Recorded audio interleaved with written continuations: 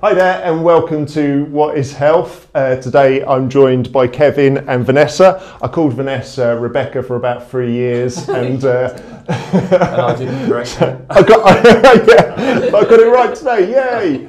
And we'll get to what we're talking about today in a second, and we were just getting our microphones right and everything. But I guess I don't like to start off with any kind of set objectives, so I don't like to sort of predetermine what someone's going to talk about when it comes to health. But if I just explain a bit of context, Kevin's from my running club, that's very significant, and Vanessa has just qualified as a nurse, so I was sort of teaching Vanessa as well, and we had a very unusual set of circumstances that happened whilst you were a student, and it's sort of about nearly 2 years. Months. Yeah. So I think if we start with the event as a bit of context so that people know what I'm blathering on about, and then we'll go from there. Okay. Yeah, so if you could just tell us about nearly 2 years ago, what happened? I can tell you from what I can remember, because the day I can remember nothing of that really. Yeah. But we'd arranged to do a time trial on a Friday night. So I'd gone to work, did a day at work and all the usual, got in the car at the end of the day, went to where we were going to be running from. I'm saying that, I can't remember any of that. Really? Yeah, can't remember any of the day. That's really interesting. And the next thing I can remember after that is not even waking up in hospital, but being in hospital. I can't remember the time I woke, but basically finished the time trial, having a laugh and a joke with everybody and all my running buddies, and they thought I'd fainted, but luckily somebody there said his lips are turned blue, he's making a funny noise, and I'd had a cardiac arrest on the finish line after completing. I had stopped my Strava, which is important. Strava's where we log our runs. So this is What is Health, and I've been talking a lot about running, but anyway, we can't avoid it here. So So I mean, I can remember being in hospital. Can't remember waking up. Vanessa, my daughter, and the staff were there. But yeah, basically, I'd had a cardiac arrest. One of my now very good friends gave me CPR while that's Martin, who've done the on a previous podcast. Haven't seen it yet. Yeah, he did CPR. Some of the other guys went to get a defib, which I've been told didn't work because I was in the wrong rhythm or something. And then air ambulance, and they got me going with a Lucas machine for automated CPR. And that's it. And that I woke up a couple of days later, I think. Yeah, and I wasn't there. The only thing I remember is the week before we'd had a really hard training session. I don't know if you remember it, and we'd been going up that long uphill towards Chicken Mound. It's about a mile, and you've been really close behind me. And I do remember, and I sort of think about this sometimes, but it's just in the context of a really hard session. I remember looking at you and thinking, he's been training really hard tonight. You know, you had this sort of look about you, you know, and but yeah, I wasn't there on the evening, and I I missed the event. Well, this was on the Friday, but on the Thursday we'd been for a run, and some of the guys in the club had said, "Oh, you're really sweating." Right. You know? Okay. And I always sweat when I ran, but apparently I'm sweaty as well. I was very sweaty. Really? Okay. Yeah, but didn't think anything of it and just carried on. So whether that is a symptom or a warning, I don't know. Okay. But so after that, on the Friday, I can remember standing at my door and saying to Vanessa, "I'm going for a run," and she said, "You don't usually run on a Friday," and I said, "It's a special run, the Brayston Mile." Yes, and I'll get something to eat on the way home, and I've made that into a memory, or my brain has made it, but that never happened. That was a phone call. Yeah. that I can't remember, but it's turned into a conversation with me standing at the door before I got in the car. So that's quite strange. My mind has made up its own little memory there, so it's strange. That's really interesting. Perhaps this is sort of, if we go to thinking of that sort of day or that sort of those few days around the event, like what is your recollection? Does it presumably it's slightly different? Yeah, I was with my daughter when I got the phone call, and like you said before, Jace, and I was a student at the time, and I had just done that day Breaking Bad News. No way. Yeah, on that exact day, Breaking Bad News to a patient. So when someone called me and said, "I'm really sorry to say that your husband has collapsed," I was like, "My husband's dead." Oh, really? Because of So that section that happened, unfortunately, at Badly university. timed. It was really badly timed, yeah. So start off with any conversation that's breaking bad news where it might be ambiguous. Start off with your husband's alive, but he's collapsed. Yeah. Yeah. Okay. Was that the context though of the person that was calling you? Who was it that was calling you? It was one of the lingual legates from the running Oh, club. okay. Yes, who luckily, to join our running club, you have to register and put a contact details that's in. That was during COVID, I think. That's it. Yes. Yeah. So, and even though the running event wasn't related to our group, she was a member of that group and put two and two together. So luckily got Vanessa's number from my details. So, which was extremely fortunate. Yeah, I think, but before that, you'd phoned me earlier on, and I had been a little bit cross because you don't usually run Friday, and I really wanted fish and chips. It's good fish and chips in Lingwood. Was it the Lingwood fish and chips? It was Little good. plug for the fish and chips in Lingwood. It's good. It was going to be, yeah. So I was a bit cross because Friday's non-running day, and so I was like, oh. So he said I'll get them afterwards. So I think that's where that kind of memory. You've created that memory from that conversation that we had before he did the run. It's really odd. I find that really fascinating. Like that's something I wouldn't have thought of. Is that when you said I can't really remember what happened, I thought, of course you can't. But I hadn't really thought about the sort of. It's extended. The whole day. Yes. You don't remember the whole day. I can't remember going to work. Wow. In fact, one of my customers sort of like said, "I can't believe that happened. We saw you that day." No and I way. sort of like said, "Where were you then? Did I wave?" And they went, "Well, no, you came round and delivered our work." No way. So it's totally gone. Gone. That's really interesting. Yeah. Okay.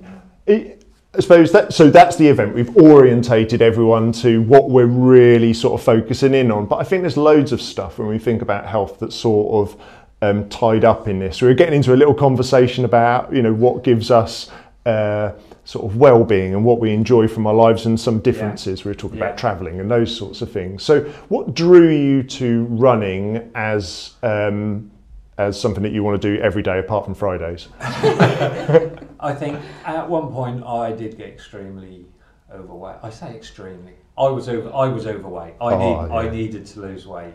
And I think you ran the London Marathon in '99. Did you? Yeah. And so I've always seen you running, thought, but it was never for me. And then one day I just went out and I thought, actually, this was okay. And it was before Couch to 5K, but it was along those lines. And then it got to the point where I thought, I really enjoy this, and then start to do a few park runs. And then you see people you recognise each time, and then it went on to the occasional 5K or 10K run and a half marathon. Then I joined a running club, and it was the camaraderie as much as anything, and to actually go out there and think, I'm going to push myself a bit more. He beat me last week, or she beat me last week. I'm going to try keep on her heels or keep on his heels this week. So there was that bit, and you could always push yourself, but there was always something to look forward to. The next race, the next training session, the next target, and that kind of thing. So, and I think that's possibly important when we start talking about what's happened after the cardiac arrest. Then that's going to be important as well. Because I have that, and for context, Kevin is an extremely good runner. I enjoyed. I built up to marathons, right? And I realised I actually enjoyed the long Sunday morning 16-mile run training was more enjoyable than the marathon. Just getting out there, running with 2 or 3 other people, having a chat, putting the world to rights. you know, winter or summer, doesn't matter. It was just enjoyable. It was just nice to be out there and doing that. Social thing. Yeah, exact social thing as well. So Okay. But mostly listening, not so much talking. But you would try to. And I suppose I've been thinking of doing this for a while, and you were a really obvious person to talk to. And I couldn't really do it whilst Vanessa was a student because I just felt like that would have put you under a bit of pressure. And equally, I was aware that possibly you had a bit of time that you needed to process what had happened. Is that fair? Definitely. So what we're on 2 years on, and I was speaking to a wellness nurse, I think, this week, and also my GP, and even so, 2 years on, I've been told this week things that made me think, never thought of looking at it like that. Maybe I've got to change my mindset and look at things in a different way. But yeah, it's most certainly, I mean, I think I wouldn't say suffering, but I most certainly still have feelings and can get upset quite easily about certain things, which I didn't before, I don't think. So things have changed, but yeah, it's still a lot to come to terms with, I guess. So, how do you like it? I've noticed we did this last week. I don't know if you noticed. You're running with us, and there's this. You just stopped briefly for a rest on that hill, and we all acted like we didn't notice, and we kept running because we didn't want to make a big issue of it. Because if I was in your position, I feel like that would sort of annoy me. He's aware. I do appreciate it, and that's why, if you remember, I didn't stop for long, and I then had to increase a bit to catch up with you. Okay. Because again, it's the thing of I appreciate everybody doing everything like that, but it's my problem, not yours. Yeah. And it's almost like you're enjoying your run. I don't want to spoil it. Okay. And that's one of the things that's changed with who I run with now. I'll step back a bit because I can tell people are slowing down. I mean, I did appreciate it because you all look back. And, we try not to. It's like, no, act cool, guys. Act cool. Yeah, but I mean, I do appreciate it. But it doesn't. That doesn't upset me because I think, oh, bless you, kind of thing. But yeah, I suppose it does. Does it still make you feel, because you've always felt a bit guilty about it, does that make you then feel guilty for putting people through it still? Yeah, I have a lot of guilt. I feel a lot of guilt for putting people through things, putting Vanessa and my daughter through things. I mean, I found out that when they wheeled me through in the hospital bed and with the tubes and everything, my daughter was walking past, and obviously they didn't know that was my daughter, and you know, she told me that, and that upset her, and that's when I feel really guilty, and it's like I can watch hospital programs absolutely fine. As soon as it cuts to the waiting room, not so good. So, but I mean, and we've got a very, very close friend, and that was my daughter's friend's mother, but her daughter died. My daughter's friend died on a hospital table, and I think it was heart related and everything. And I mean, I love Debbie, but I can't look her in the eye because it's like, why have I survived and she didn't? It's not fair. Okay. But that's in my head, and it's my problem, I guess. But yeah, and still the things you've got processed. Yes, it's really interesting though, because I think sometimes when we do the basic life support, we use the mannequins, and it's very sort of dehumanized, and you see it as that kind of 8-minute intervention, and what you don't really perhaps get to see, even if it's in a clinical setting, you don't necessarily get to see the 2 years afterwards. No. So you seem like you're sort of getting to a point where you've processed a lot of this stuff and you're still learning. Yes. What about after the event, those sort of initial weeks and months? What was going on for you there, and what was going on for you as well? For me, I had 7 weeks off work. I was only in hospital a couple of weeks, wasn't I? And they went in, I had an ICD fitted, so built-in defibrillator. And those first 7 weeks, I felt fine. I expected to feel tired, but I was laying around at home, sitting around. I wasn't running. I was doing a bit of walking. So I thought, well, I'll be tired anyway. Not a lot of energy.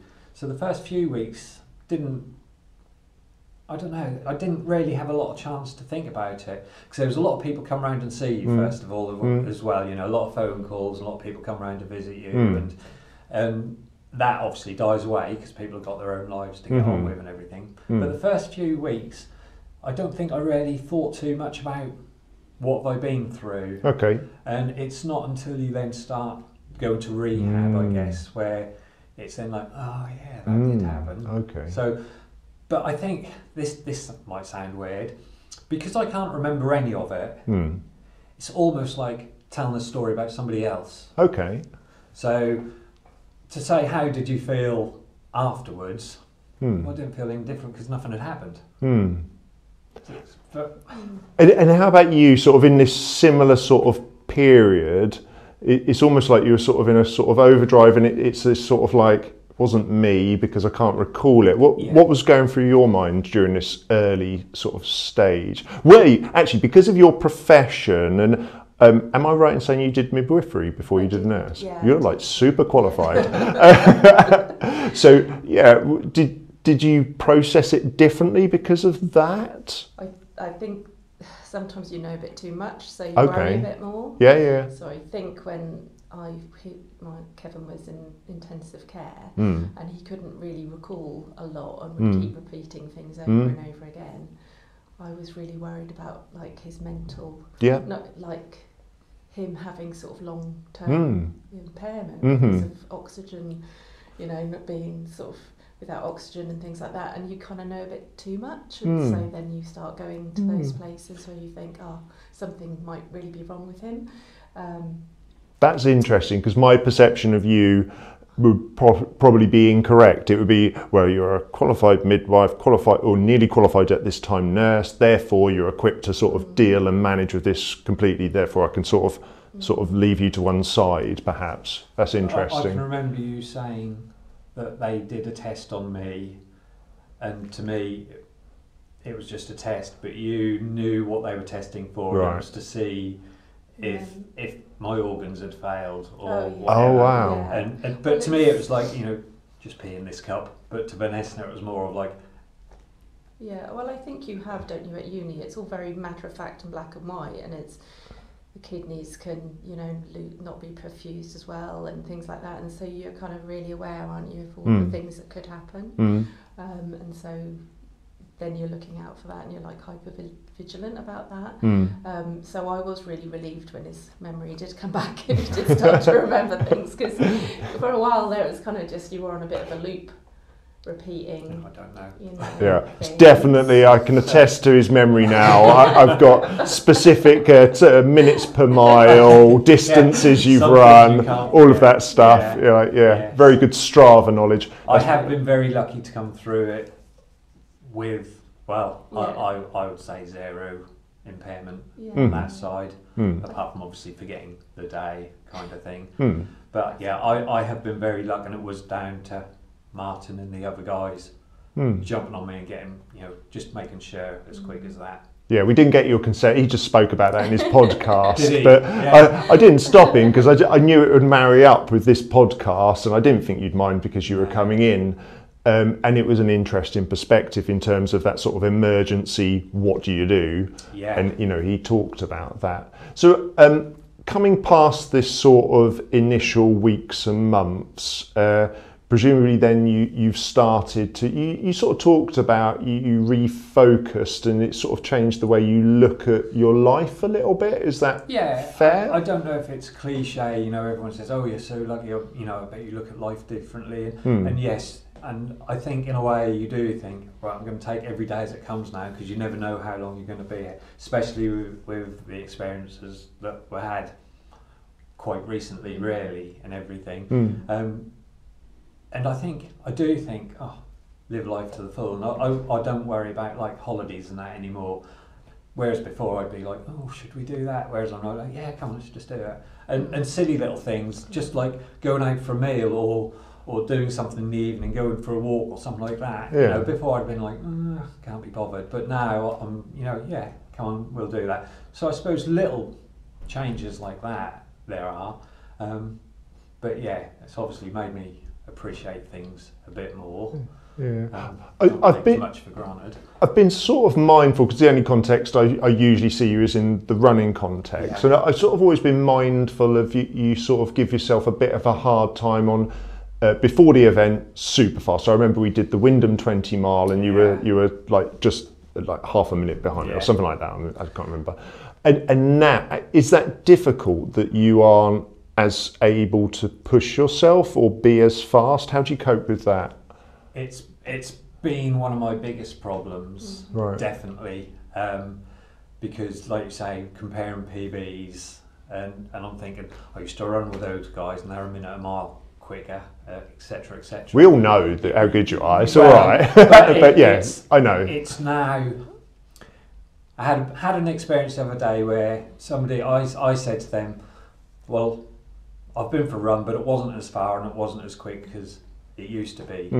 And they swore at me and said, oh, just get over it, at least you're running. And it really played on my mind. And I laid in bed that night and I thought about it, what seemed most of the night. And I realised that when I say, this is how I ran and this is how I run, I think what I'm actually saying is, this is the person I was and this is the person I am now. And it's a different person. And I know I'm not going to run as quick. I've had it explained how beta blockers work and everything else.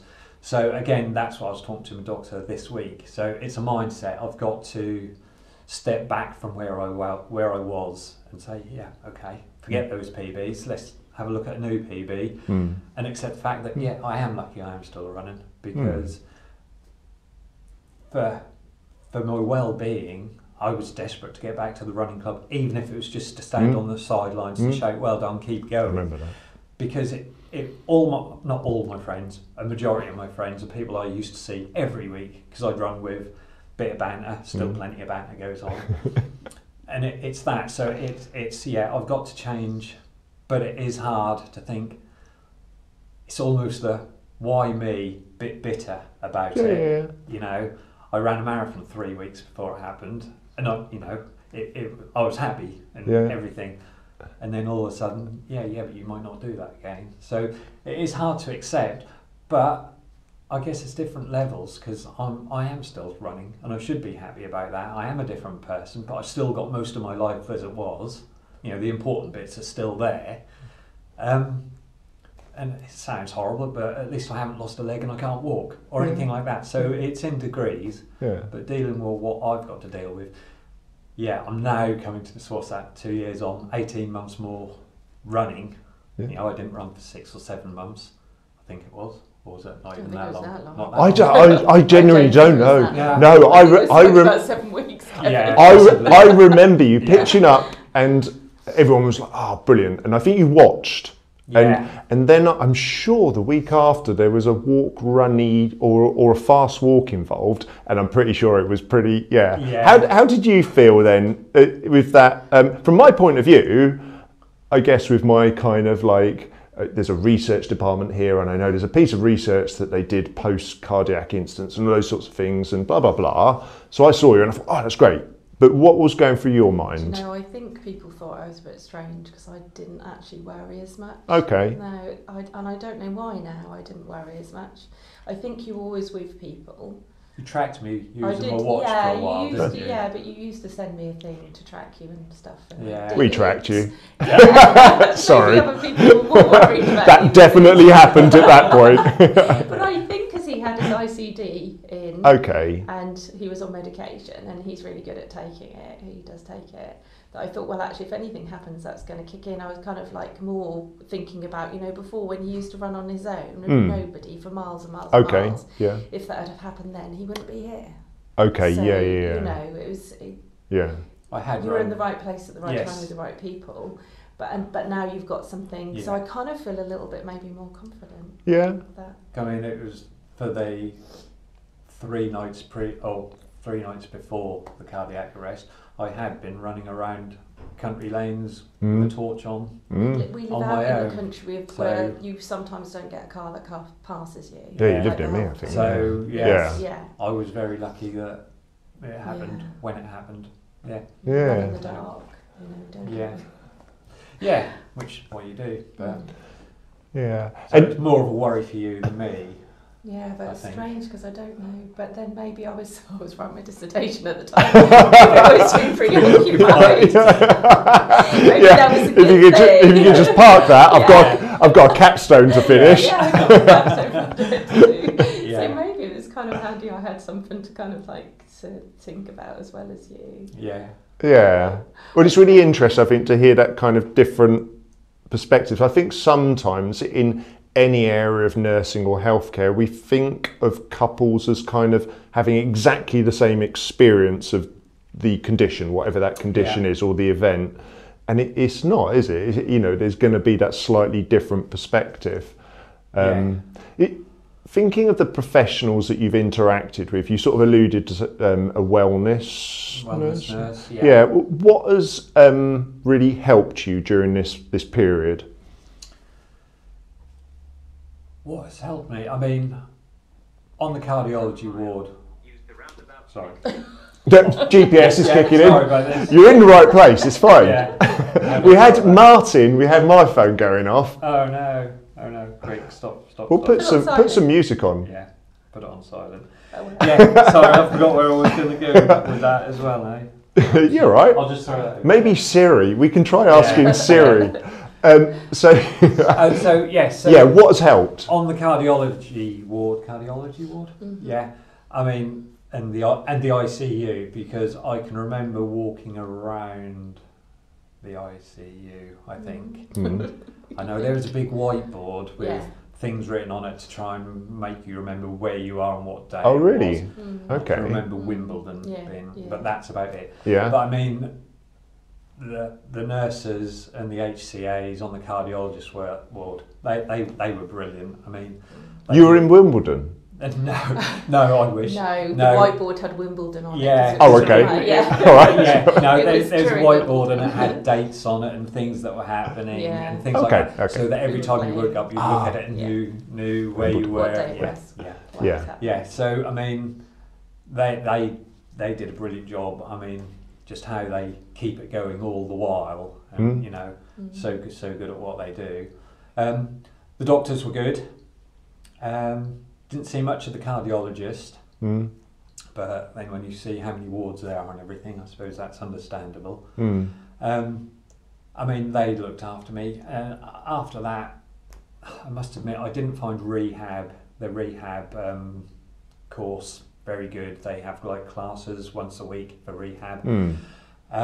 They were quite depressing. I remember you talking about this. I remember we were sat outside after a run and you were talking about that. Yeah, just expand on that a bit. Which, I mean, the rehab classes are great, I guess, for what they do, but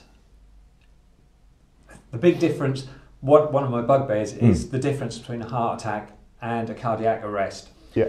Even talking to professionals, you know, I'll sit there, have my blood test, and they'll say, "Oh, so you had a heart attack?" And I said, "No, I had a cardiac arrest." And they say, "Oh, same thing." No, so, we do. Yeah. I remember you saying that, and me thinking, "Hold on a minute, I probably do lump everything in together." Yeah, which is fair enough. But that also happens in rehab. Right. Is there isn't a cardiac arrest rehab? There's just a heart rehab. So I'm sitting there with lots of other people who are recovering from heart attacks or heart transplant or open valves and all the rest of it. And you're being told, and you think, well, why are you telling me that I can't stand up and I can't go swimming? Okay. Because that doesn't even come into it. And you tell me I've got to exercise more and don't smoke. And I'm thinking, well, I don't smoke. I couldn't exercise a lot more than I was. But you're sort of like lumped in together. Yeah. So every time I did that, I'd walk away thinking, well, that was a bit of a waste of time. Okay. Which could have been used for somebody else, maybe. Yeah. And I think we probably do that in quite a few conditions as well, where we seemingly sort of like put them all together because they look similar. Yeah. But you're quite right. I hadn't really thought of that nuance in the sort of rehab. Yes. Yeah. So, but I suppose a lot of cardiac arrests come after a heart attack anyway. So maybe that's where they're leading. But I was told we don't do a cardiac arrest rehab because there's not enough of you. Oh, you're very special. You're really special. Because you're looking at 8% survival rate. So I suppose, yes, is it worth doing a rehab. But I think that could be tailored a bit more, definitely.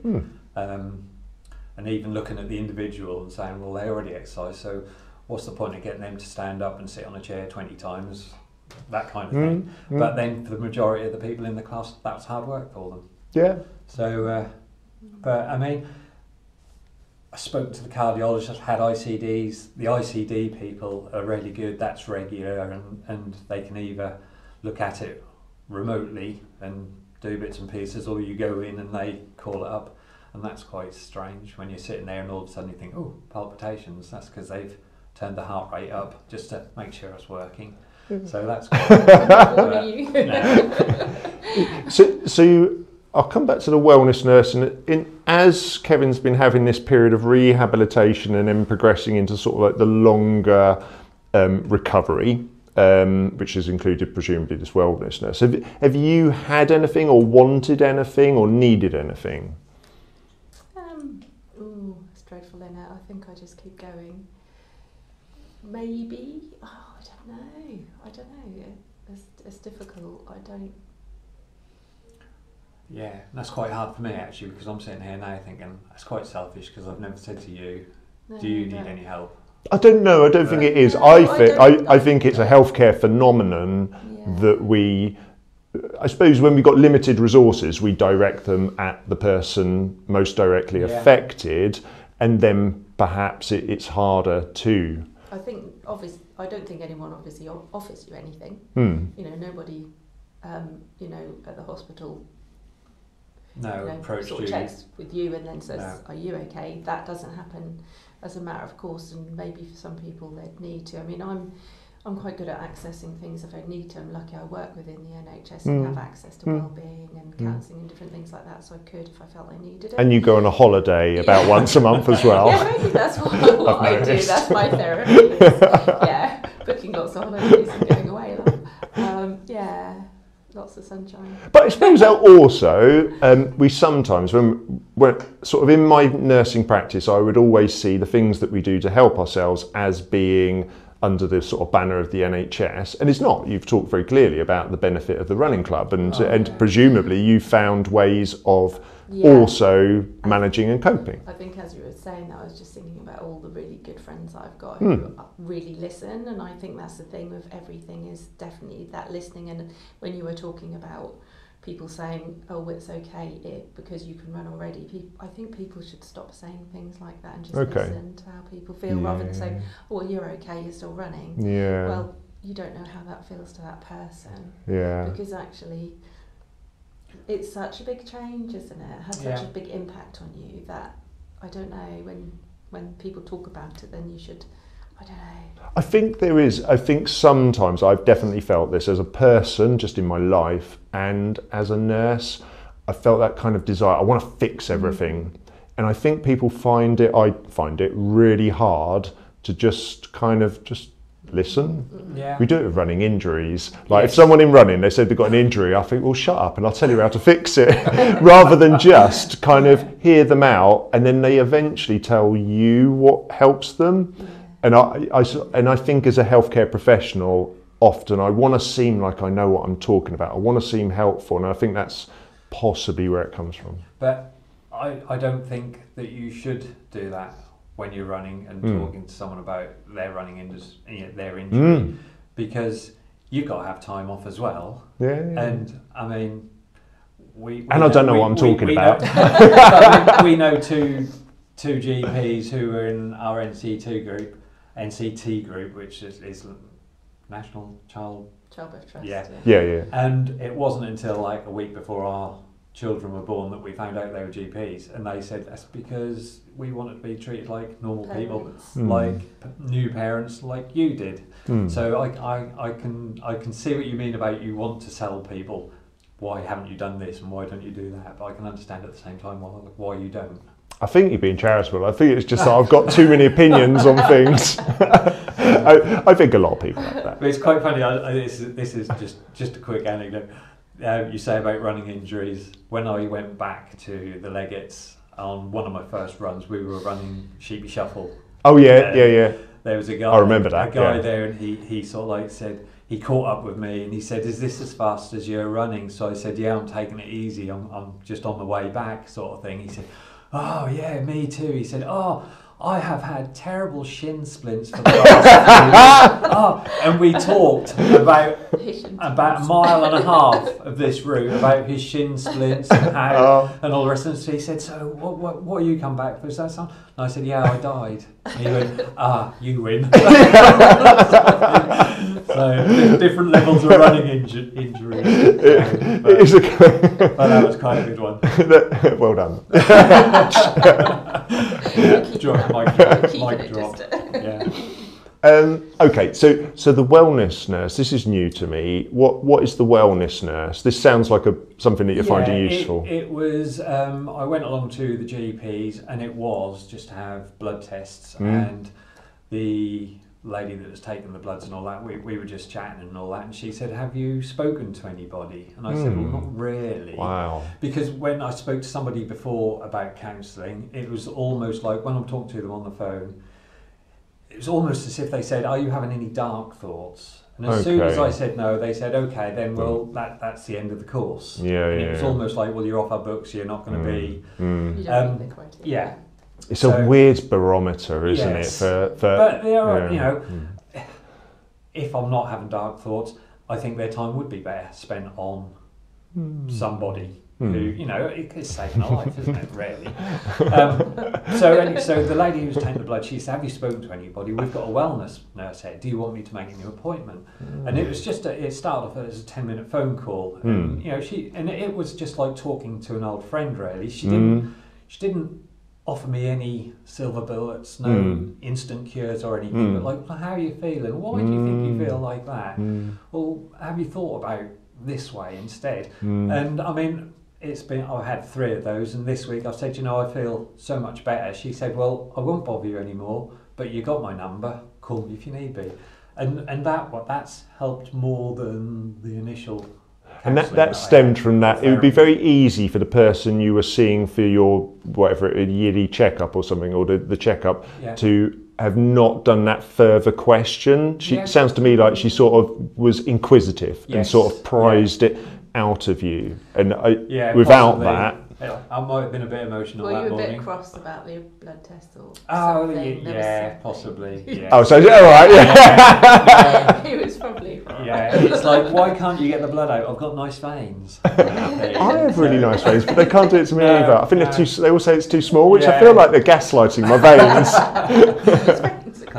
But I mean, when she came up with that and just had a chat, and she suggested, you know, keeping a journal and things like that. Which you're finding difficult. Yeah, because some days I'll feel quite either angry, emotional, or happy, and there's got to be a reason. Might be something that's happened. There might be a pattern, but the journaling, I think, is definitely something that you have to acquire the skill, because it just feels like I'm writing a diary when I was at school. You know, today I went to work, and so I'm maybe not putting enough emotion into it. So maybe you're more conversational as well. You are, aren't you? Yeah. I'm terrible when I run. I struggle to talk, but like you know, if that's what works for you, then maybe that's your diary. But the lady at the GPs, I mean, she's based at the GPs. And she was good, you know, she got me talking, and then talking to my doctor this week, because I had to make an appointment, and he pointed out a few things that already made me think, never thought of it that way. So it's been a good week. Yeah, okay. So I don't know if you've done this, but I'll put you on the spot. When I put these up on YouTube, I've been asking people, I don't know, I just thought it would be nice with the person's name, to think of 3 words that they felt describes their health. Blessing, bit of a blessing. Say that. Well, is that because of the outcome, that you're alive? It is, but it's also definitely made me appreciate, if you've got good health, you are blessed, because there's a lot of us out there who have got issues and bits. So if you've got good health and it's not affecting your life, good luck to you. You know, you're blessed, really. It's quite positive as well, that first one. Yeah. About my health, safe, I guess. It could be about any health. If you've got good health, you're safe, I guess. Yeah. Yeah. And family, if you got, I think, if you've got good health again and a good family around you, which I'm lucky I have, because I've had the support of Vanessa and my daughter Sydney. So I've been lucky for that. So and that's helped me get back. Banter. Banter. That's right. F4. You you died for a short period, so you can have 4. Turning up at the running club and them saying, "Oh, get the defib ready." It's all good fun. Yeah, it's all good fun. Yeah. That I know what would work for me, and probably some of that would work for me because it sort of diffuses it. Yeah. Yes, possibly, but maybe if it's poorly timed, you might catch me one day a year. Whatever. It sometimes depends how well I know the person and and what it is. Yeah. Like at work a few months ago, I was doing a fire alarm test, and I said, "Can you go and turn the key?" And someone said, "Oh yeah, because if you had to run, you'd probably have a heart attack." And it's like, I don't know if you know me well enough to say that. Slightly different context. A little bit over the line. Yeah. I did feel like turning around and say, "Well, I didn't have a heart attack," but there you go. Not that time. What about you? They'd know by now. What about yourself? Like, I have put you on the spot because I didn't even say that. But what in terms of your health? My health. Yeah. What about my health? 3 words that you would describe your health, or a word. Holidays.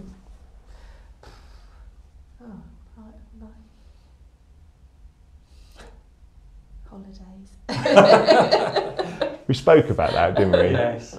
We were speaking about that. It's about the ability to be able to go and do it, though, isn't it? And that helps you to feel good. And and if you haven't got your health, you can't go and explore the world and do everything that you want to. Which we found out when I wasn't given a certificate or whatever it is. I couldn't get insurance because I had an MRI and I hadn't got the results. Right. So we had to cancel a holiday, didn't we? I think maybe that's why I go. So that's another thing. That's another thing is, I mean, I'm 2 years on and I'm lucky I've got my driving licence back, and I can travel, I can get insurance and everything else. And I think, I know the cardiologists are the ones that sign all these bits of paper and they've got a heavy workload, but sometimes it's like, it's going to take 15 seconds to sign this, and it means I can go on holiday. It means I can get my independence back. And I don't know if they realise the impact of, or how much power they've got over your life. Not just saving it or giving it back to you, but how to make it better. But that's really interesting as well, because it's not just about the sort of practical making it easier. It's about the sort of control over what you can do and the freedom with which you can live your life as well. Yeah. Which is sort of a theme that sort of run through it with you coming back to the running and having control over that. Yeah. Wonderful. Well, I haven't looked at the time. Oh, we're still running. That's good. It means my biggest paranoia of these is you'll see like every one. I didn't do it this time. I look and I check the timer's still going because I just think like if I turn and it stops at like 1 minute. Can you repeat that? Thanks ever so much. No, you're welcome. I'm so glad I asked you to come in because when I think of the audience is most likely going to be our nursing students or at least people working in healthcare, and there's a whole bunch of stuff I wouldn't have thought of from speaking to you, and we've spoken quite a bit about it unofficially off the record. Well, now the reach that this will have, and it will really help our students that are training to be our future healthcare professionals. Well, I hope I haven't made it sound too negative because I have received good care and I'm here and I'm lucky in the air ambulance, and I think there was 2 other ambulances and the police and everything, just being there at the right time. Very lucky, so can't really thank them enough. Yeah.